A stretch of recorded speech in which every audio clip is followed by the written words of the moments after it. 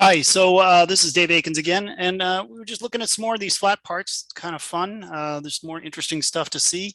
This is actually a color filter, which you can see has quite a bit of scatter in the coating. A lot of times that'll be cause for rejection all by itself, but technically that's not really a surface imperfection. It's more of an area imperfection.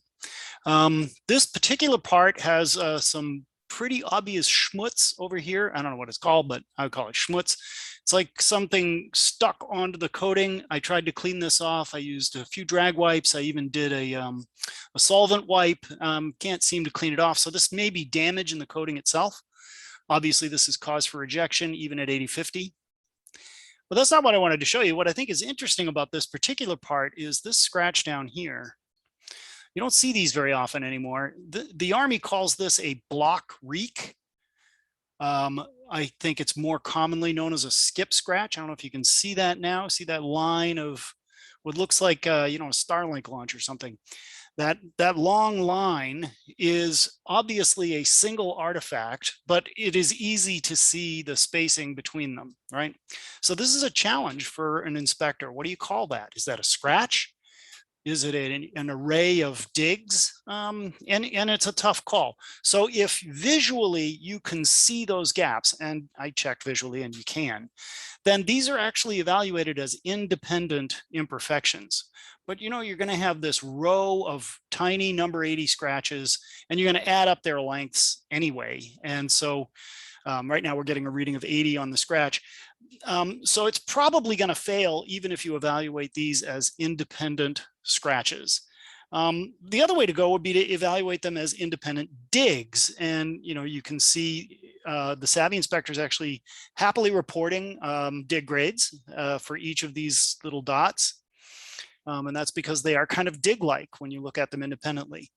The problem is you've got so many of them in such a small area that you're probably going to fail for dig concentrations anyway. So whether you call it a scratch or a dig, it still probably fails 80-50. But if I did decide to call it a scratch, I did just want to show you how to do the measuring scratch length. So I'm going to go down here to this bottom point, probably the starting point of the scratch. We're going to zoom in a little bit, try to get a better focus.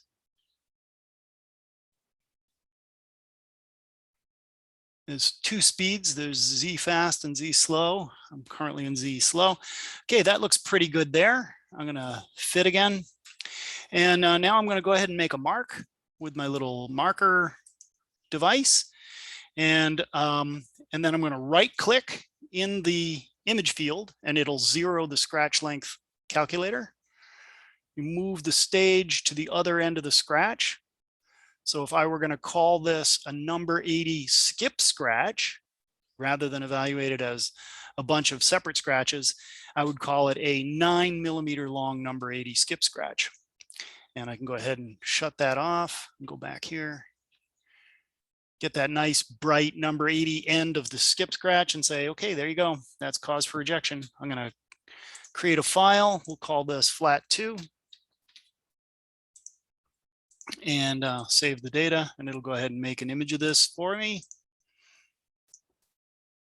And then I'm going to go ahead and grab an image of that schmutz up here too, because that's really, this is going to cause a rejection no matter what anyway.